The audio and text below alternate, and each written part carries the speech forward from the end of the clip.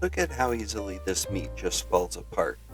This is the famous Mississippi roast, and today I'm going to show you how to make it perfectly every single time.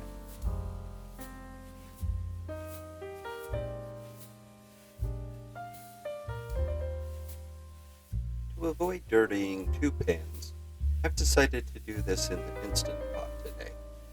I'm going to start out with a heavy layer of olive oil on the bottom, and then I'm going to put a generously salt and peppered roast in there to brown on each side.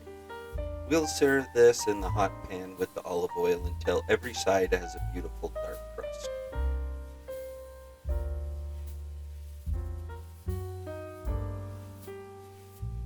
This step of browning everything really took roughly 5 to 7 minutes, but I've cut most of that out just so you can see the parts where I put it on the side.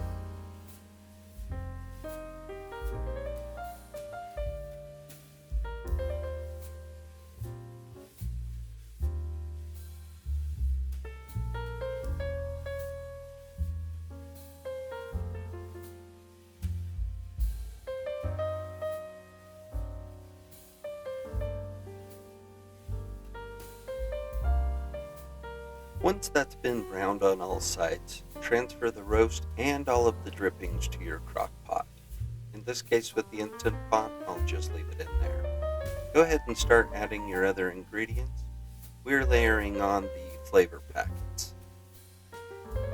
I'm going to start with the au juice packet, and then I'm going to add the entire ranch seasoning packet.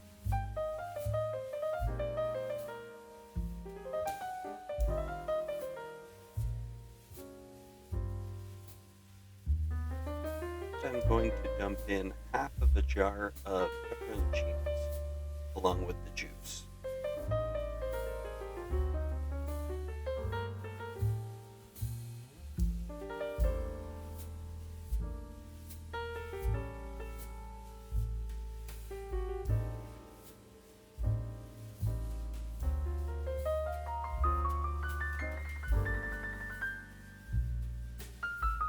I like to spread my butter out evenly over the entire top of the roast, although this isn't 100% necessary.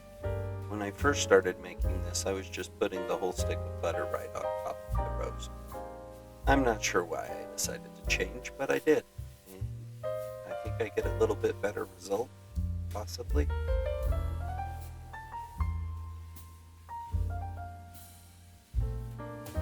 Pop that whole skinned onion in there. Put your lid on and set that to vent if you're using an Instant Pot. We don't want this to explode. We're going to put this on slow cook for 10 hours.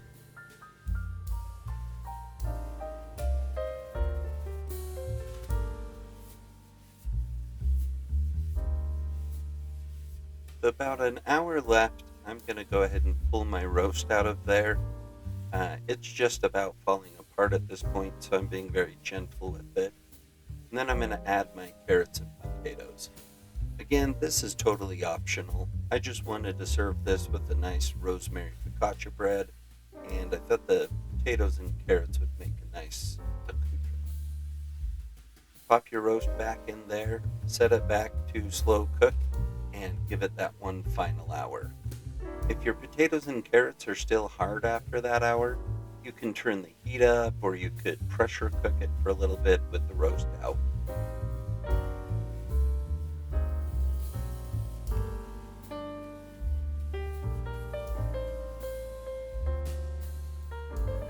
After 10 hours in the slow cooker, this thing smells amazing. Rich and beefy. Take that out and slice that against the grain if you're able to.